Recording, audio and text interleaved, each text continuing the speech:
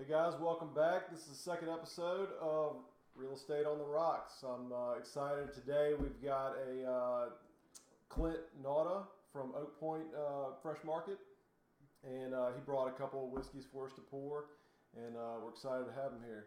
Thanks for having me. Absolutely, man. So I guess to get started, tell me a little about how did you get, first off, are you born and raised Baton Rouge? Yeah. I grew up in Central, which is where I operate out of the Central location primarily. We have two locations in Watson and in Central. Grew up there, went to college, got a business degree, worked in a finance field for a little bit after college, and then hated it. It was basically collections, which is terrible. And so went back to what I knew. I worked in grocery stores all through college, all through high school. And so I went back to a local family, a local independent store there in Central Oak Point. And they gave me an opportunity. Been there for 9 years. It'll be 10 years in June. Fantastic. Yeah. Well, a little funny story. The only reason I ever met Clint was I was looking for a craft beer. I can't remember which one it was. And I commented on somebody's Instagram page, and he reached out to me and said, "Hey, look, I don't know if you've ever been to Oak Point, but I think we have some of that in stock. I can hold some for you if you want to come out." I don't know if that's typical, but that's the kind of service that I feel like was just really awesome, and it felt really like a good, I don't know what the term is there, but that just seemed like someone that was, looking out for his customers and trying to bring in business, which is just a cool thing. And so social media seems to be a big part of what you've been doing at Oak Point. Yeah. Have you seen a lot of benefit to that? And if so, is it more videos or just Facebook posts in general? So I had started out with, I just had my own private Instagram page. We certainly have a store Instagram and Facebook and all these other things, but I didn't have access to that. I wasn't, our owners and people that they put in charge of social media do those things. So I just had my own private page, and I was posting a lot of family stuff and a lot of business stuff, and felt like it was best just to kind of maybe switch over and just do business. So I did that, and I came up with the Love What You Drink Instagram page that's store specific. It's just us, and obviously if I'm drinking anything at home and I'm enjoying it, I'll post it there as well. Right. But what I found is that in particularly the craft beer and bourbon and Scotch communities are very, very active on social media. Right. And I don't have a personal Facebook page, but I interact on Facebook with some of our customers, and they tell me a lot. So that Instagram and Facebook, there's a huge presence for those particular things, craft beer and bourbon and Scotch in particular. And so I just started sort of following a bunch of breweries, following a bunch of distilleries, seeing the same people comment and like and do things like that, and then just following those people. Right. You follow other stores in town and see what they're posting just to kind of get some ideas, and piggyback on that. And so you build up this following, and then, but that doesn't get people in the store. It gets them curious. And so you just by posting videos, by posting high quality images, along with knowledgeable content, I think attracted people to our store, particularly in Central. And so we've seen a lot of good response for it, to the point where we have people that drive across town to visit us because of our high level of customer service. I really had just started that when I saw your comment on Instagram. I don't remember which beer you were looking for either. Yeah. But when I said, you know what, that's what I wanted our social media to be, was a way to connect people in Baton Rouge who may not have any business in Central, with this little, to use a term a lot of people use, this little honey hole in Central that gets all of these highly sought after items. To just let them know about it. Right. Like, hey, look, if you're ever out here, just stop by. And the other neat thing I found out was that day when I was like, yes, I'm going to buy this sought after beer, is it's really not far. No. I was living in Shenandoah at the time, but I know if you can take O'Neill straight out almost to the store. Absolutely. And it took me 10, 15 minutes, maybe max, and that takes me longer to get to the other side of Baton Rouge. Absolutely. So, it's not a far drive, and it's definitely worth it to see the selection they got. I guess one aspect that I thought was really neat is I started seeing more and more your post about different bourbons, liquors, cocktails, beers, and I thought that was just something I wanted to reach out to you and kind of talk to you more about that, as far as, especially now it's the holiday season, people are looking for bourbons, looking for different whiskeys and things like that. So looks like he's actually brought a couple bottles for us to try here. Yeah, absolutely. I'll get us a couple glasses. Yeah. And I know the name of this is Real Estate on the Rocks. Probably not going to talk much real estate today, but I think this is just as important. Yeah. So let's see what he so we had talked on Instagram about like bringing some different things, and then you had asked for a specific price range for me to bring you something to try too. So one thing that's really popular, especially down here, and especially I've seen in Baton Rouge, is independent stores selecting their own barrels of bourbon. And so it's something that when I came on full time doing the beer, wine, and liquor at Oak Point, it's something that we hadn't really even thought about. It is you would think like, man, how much would a whole barrel of bourbon cost? And it certainly depends, but it's rather affordable for independent stores who want to make that sort of investment. And what it gives you is something that's unique to your store. And so we looked at brands that we could do, and there's certainly highly sought after brands that everybody likes to get barrels from. But one brand that we knew we did really well with all the time was Woodford Reserve, which is a good daily drinker for people. It's great. If you like that particular brand. And so we said, how hard is it to get a single barrel version of Woodford Reserve? And I thought about all the times I've been in stores, I don't think I've ever seen, at least locally, a single barrel version of Woodford Reserve. And so we did that. It was rather quick turnarounds, like 9-12 week turnaround. They sent us a pretty cool, I should have brought it, but they sent us this little sample pack. It had 3 samples in it, and they sent it to you at barrel strength. And one thing that I think we do differently at Oak Point that some other people may not do is I don't claim to be a bourbon aficionado. I'm by no means an expert. I drink what tastes good to me. Right. And everybody's palate's different. Absolutely. But and so what I wanted to do is reach out to, and it kind of goes back to how you and I met, reach out to 3 or 4 people that I knew really enjoyed bourbon. And I said, hey, look, I have this opportunity to buy a whole barrel. Why don't you come help me sample this and tell me what you think? That's great. Yeah. So I had 4 or 5 guys that are faithful and loyal customers of mine. They came in. We spent 30, 45 minutes on a weeknight. They drove out to Central. I poured regular Woodford Reserve and then all 3 samples. We tasted them with water, without water. Yeah. And we made a selection. And what's cool is I had no aspirations for what this would do. Right. We brought it in. You get like 30 cases, 6-pack cases. Right. So 180 bottles. We obviously had 2 stores, so we were able to kind of split it. But man, we got it in April, and by August it was gone. Wow. And so we were really excited about it. And so I had a sample bottle. It's still left with a few pours in it. So I brought that. So for somebody who's maybe new to bourbon or used to drinking Woodford Reserve, there are brands like this that you can get single barrel versions of relatively inexpensively. Right. I mean, this is a 1 liter bottle, and it was $47. It's not real expensive at all. And then another one I brought is you asked me to find something in the $50 range, and actually 4 Roses single barrel. It's a 750 milliliter bottle, so a little bit smaller than the 1 liter. I mean, this is a highly rated single barrel offering. Again, every barrel is going to be distinct and taste a little bit different. Right. But it's pretty consistent. And I mean, this is $39.99.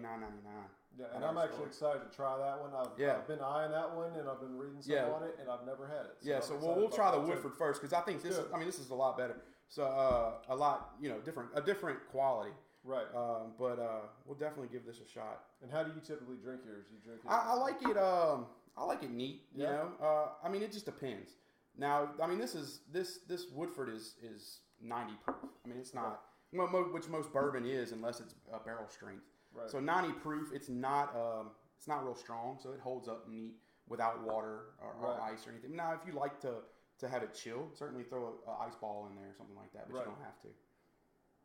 Smells really nice. Yeah, and that's what we loved about it, was the nose. And so it's 90 proof, but it's got good heat to it, but it really mellows pretty quickly. That's really good. Yeah, and so got my eyes watering now. And so, I mean, I hate to always sample something that people can't come out and buy because we sold out. Right. But what it does, I think, is tell you the way we pick our barrels is unique, and we want our customers to have input in that because they're the ones spending their money on it. Absolutely. You know? Yeah. One thing I noticed y'all did that was really neat a few months back, and I wasn't able to get out there for it. I really wanted to. Y'all had someone set up to put engrave or etching. Yeah. You could etch business logos or anything like that into bottles of bourbon whiskey. Right. So is that something y'all might do again, or is that? Yeah, actually, so that was with one of our distributors. They were able to do like Jack Daniels and Woodford Reserve bottles. Actually, this bottle, they were able to put Oak Point, just in block letters, Oak Point. Yeah. But they can do logos and stuff too. They were able to do a cool cursive thing on the back, love what you drink. Right. So yeah, we've done that in the past. That was actually the second time we've done it.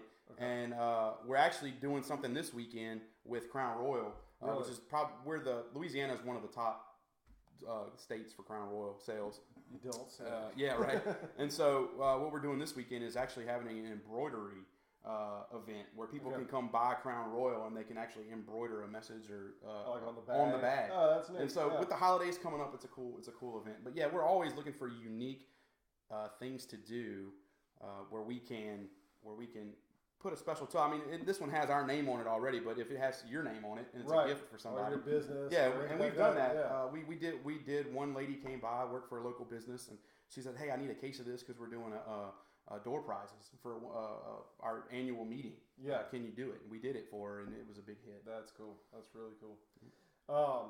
I guess back to bourbon selection and stuff like that. Is that what is the difference? Do they kind of give you a little history of like what makes this single barrel different than? Yeah. I mean, when you get, for instance, with the Woodford, when we got the kit in, they let you know what proof it's three different barrels. It's 3 different barrels. Okay. Yeah, and so they'll tell you on there a little bit about it. Some distilleries give you more information than others. Right. Woodford in particular tells you the proof. Right. So we got this stuff. I think this one that we ended up picking, when we tasted it the first time, it was like 130 proof. Wow. And you're like, okay, 130 proof, tasting it at that strength is one thing, but I'm getting it bottled at 90. Yeah. What can I do to kind of tell you that? So some distilleries, they'll have in there how much water to put in there to get it down to that sample, down to that. They'll put their tasting notes in there, but obviously when you taste it, you come up with your own tasting notes. And so yeah, I mean, there's so much information on the internet now about these brands. A lot of times, and I don't think this is a bad thing. Our customers come in; they're more educated about a particular thing that they're looking for than we are, and so what we just try to do is connect their level of education with our level of customer service, and get the right bottle. Yeah, I was the last guest I had on. I was talking to him about it. Like this day and age, there's so many people that.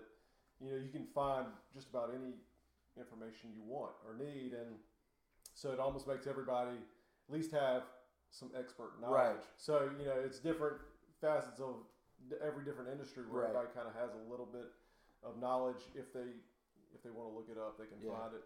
Well, I guess if you wanted to give me a few different options that you guys have out there that maybe in the $40 to $50 price range that you think customers might like at this time. Yeah, absolutely. So, I mean, we're getting into, finally, it's November, and we're finally in whiskey season, bourbon season. Right. Certainly in Louisiana, we were just having this conversation before we started filming.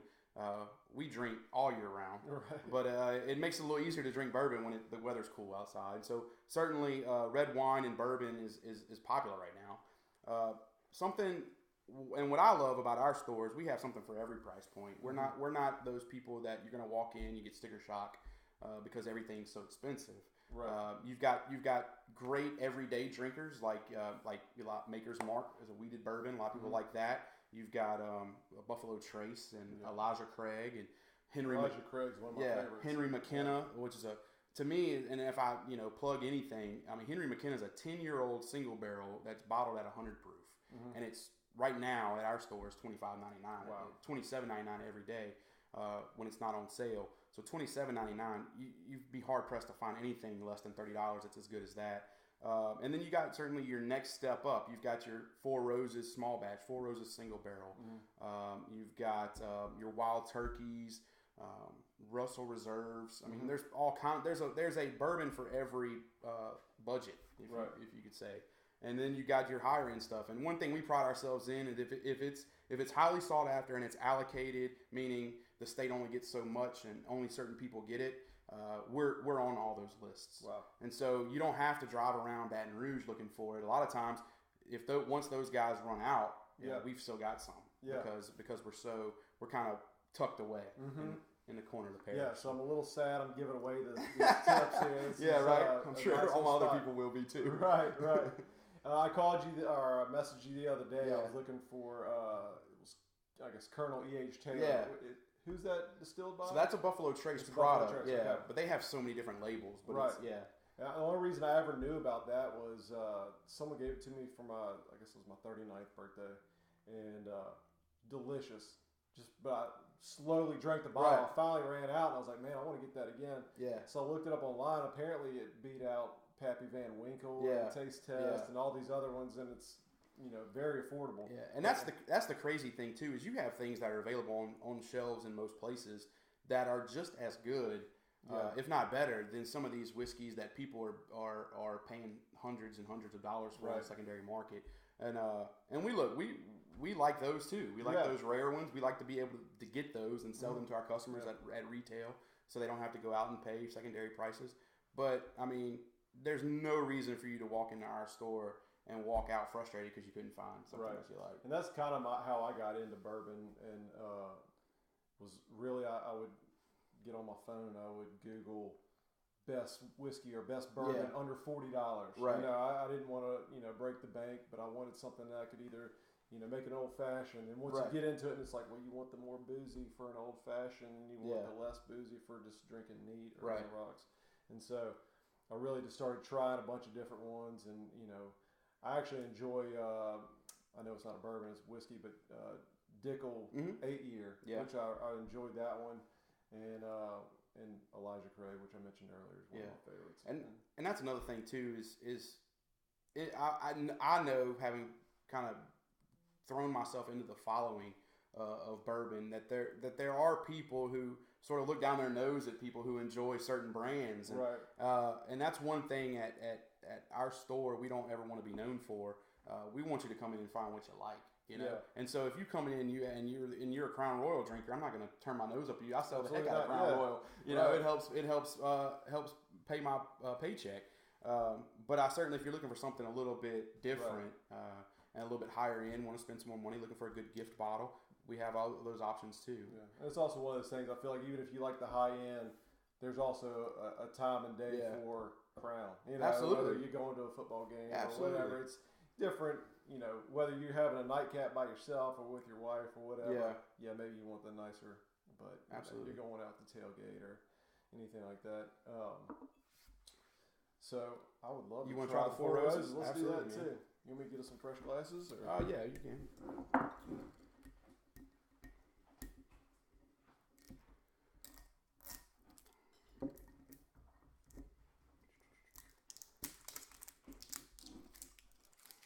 Almost forgot we got a sound guy down here. Is there any way I could get him a little absolutely. Taste of this Woodford? Absolutely. We'll share with whoever. Holding out. If anybody walks in at any moment, we'll share it with them too.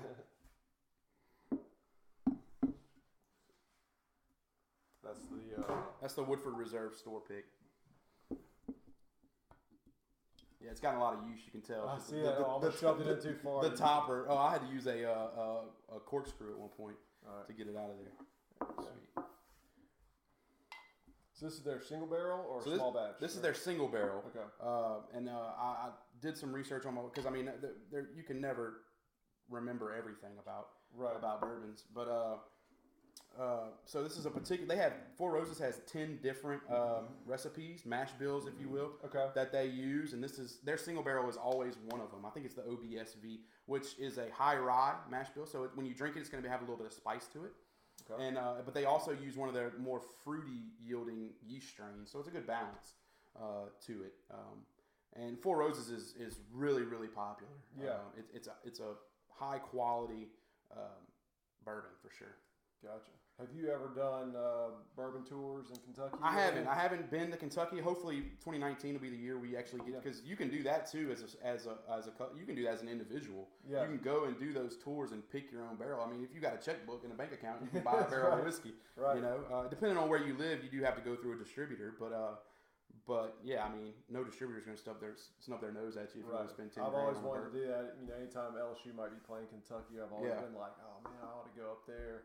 Go, you know, a few days ahead of time, do the bourbon tour. And the good thing is they're all relatively close together. Are they? So you can, I mean, within a few days, a few hours between each one, or maybe, and some of them are really even closer than that. Yeah. But they're all kind of located there. What's your take on ryes? Are you a fan of rye? Man, they're growing in popularity. Right. And I think rye is certainly, to me anyway, is a graduate level bourbon. Like, I mean, get into something drinking your wheateds or your regular bourbons like your Buffalo Traces and stuff like that, and then maybe get into your ryes. I mean, this is a high rye mash bill, but it's not a rye whiskey.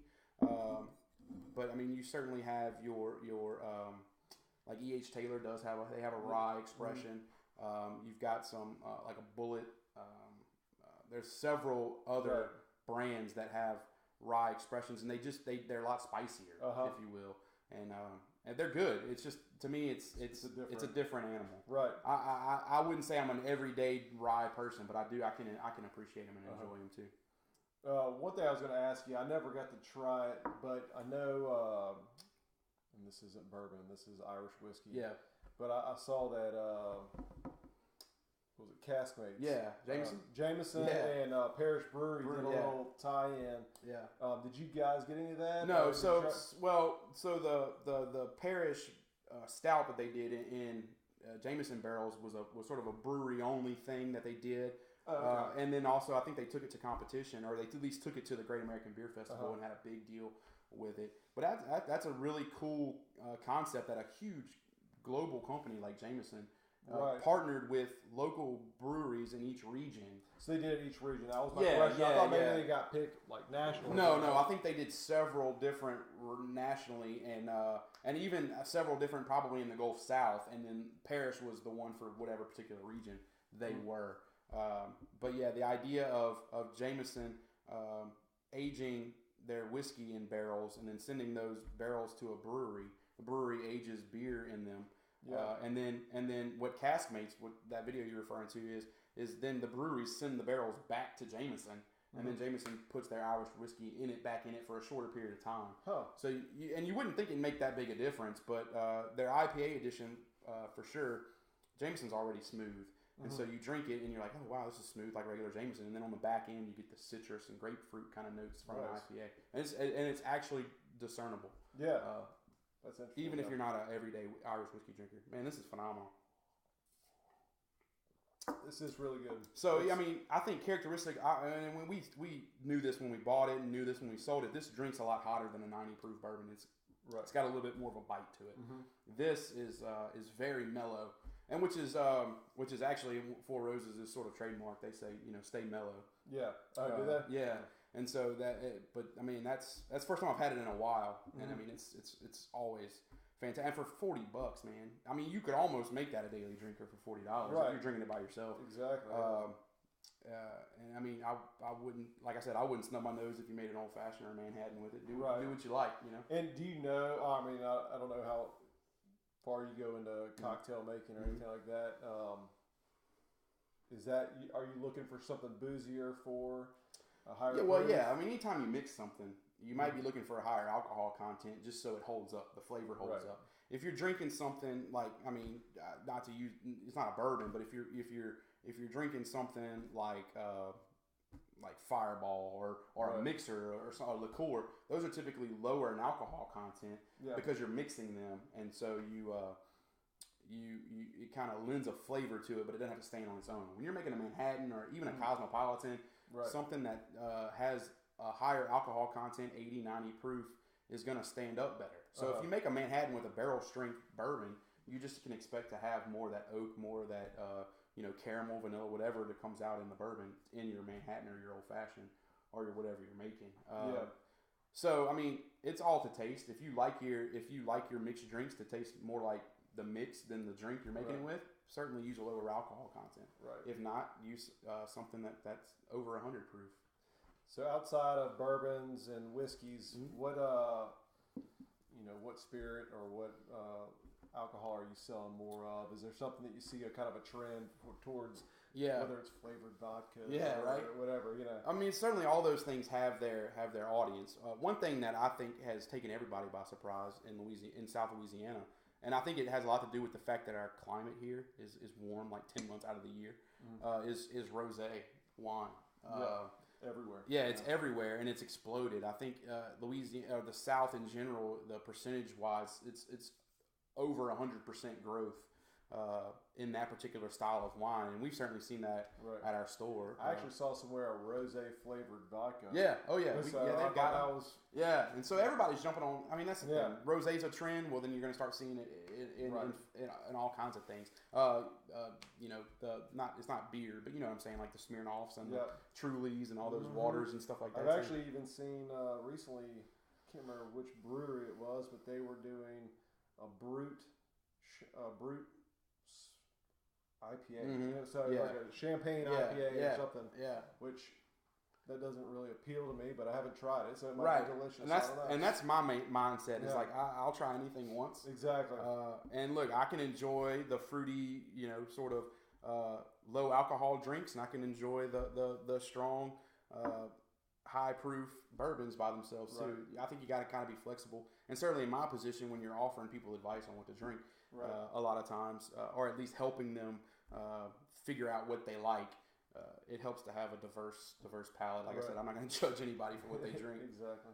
So I guess before we wrap things up, I mean, if I guess I'd like to ask you top 3 that you would like to receive as a gift, like bourbon, and then top 3 for someone trying to find a gift on a budget, say $40 or $50. Okay. $50. Oh man, if somebody's gonna buy me something, it almost you kind of say, okay, I want something that I can't just walk in and find every day. Right. So one thing that there are certain types of bourbons that just maybe don't find themselves down here in for whatever reason. So if somebody's traveling or coming from out of town, you certainly, there are other areas of the country that get more Weller than we do, which is a Buffalo Trace bourbon. So if somebody says, see some Weller, pick it up. I love that. Right. Certainly, and we're fixing to do in a couple of weeks, we'll have our rare whiskey raffle, and we'll have some things in there that you can't just walk on in the shelf and find on the shelf anywhere. And are those distribution issues, or is it? Well, it's availability. Okay. It's a lot of it's availability. Our distributors do a great job. They can only get so much of something. Right. So they look at their customer base and says, okay, we'll divvy this up to our top 5, 10 accounts. And then some stores sell it outright, some keep it, and some, like we do, we try to give it back to our customers. And so we do a raffle, and you win an opportunity to buy the bottle at retail rather than go online. And you see these things on Facebook that go for hundreds of dollars more than retail. So, I mean, Weller would be something that I would love. But, I mean, when it comes to somebody buying me something, buy me something you like. And if I've had it before, I'm going to appreciate it because I liked it. Right. And if I haven't had it before, it'd be something new. Now to go to the second question about like for a budget, if you got a $40, $50 budget, it's hard to beat something like Four Roses single barrel. They have a barrel strength version of this that's like $62 at our store.